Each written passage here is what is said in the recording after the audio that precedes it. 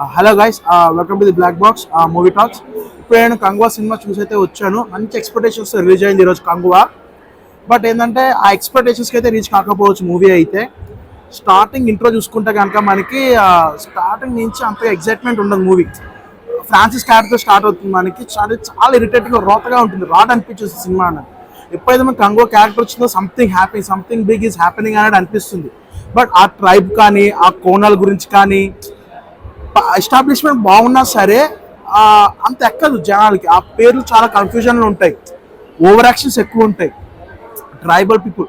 So అదంతా బుర్రకి ఎక్కదు, టార్చర్లు అనిపిస్తుంది మనకి కొంచెం సేపటి వరకు. బట్ అక్కడక్కడ సీన్స్ వచ్చేసి అంటే బాగుంటాయి. సూర్య దగ్గర వచ్చే ఎలివేషన్స్ కానీ, కంగువా అనే బ్యాక్గ్రౌండ్ మ్యూజిక్ కానీ బాగా అనిపిస్తాయి. But at the same time కొద్ది ఎంట్రీ సీన్స్ అదే ఎవ్వరు ఎంట్రీ సీన్ నాకు అయితే నచ్చలేదు. సూర్య ఎంట్రీ సీన్ కావచ్చు, బాబీ డేల్ ఎంట్రీ సీన్ కావచ్చు, ఫ్రాన్సిస్ క్యారెక్టర్ ఇంట్రో సీన్ కావచ్చు, వరస్ట్ ఎంట్రీ షాట్స్ అవైతే. కంటెంట్ ఉన్న సినిమా అయినా డైరెక్టర్ పర్ఫెక్ట్గా హ్యాండిల్ చేయలేకపోయాడు అనిపించింది ఈ మూవీని. And at the same time కూడా మనకి డిఎస్పీ కూడా ఎంతో కొంత చాలా కష్టపడ్డాడు. బట్ సూర్య మొత్తం 100% ఇచ్చాడు. అండ్ సెకండ్ హాఫ్ విషయం, ఫస్ట్ హాఫ్ కొద్దిగా ఫ్రాన్సిస్తో స్టార్ట్ అయ్యి ట్రైబ్స్ పీపుల్తో స్టార్ట్ అయ్యి అక్కడ ఏదేదో అంటే ఒక్కసారి ఈకోనాడు, ఒకసారి పాకోన్ అంటాడు, చాలా కన్ఫ్యూజ్ స్క్రిప్ట్ లా అన్నట్టు ఉంటుంది.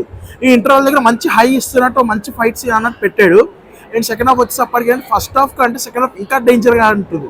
బట్ ఎంత టార్చర్గా ఉన్నా సరే కొన్ని సీన్స్ మాత్రం మనం మెచ్చుకోవచ్చు.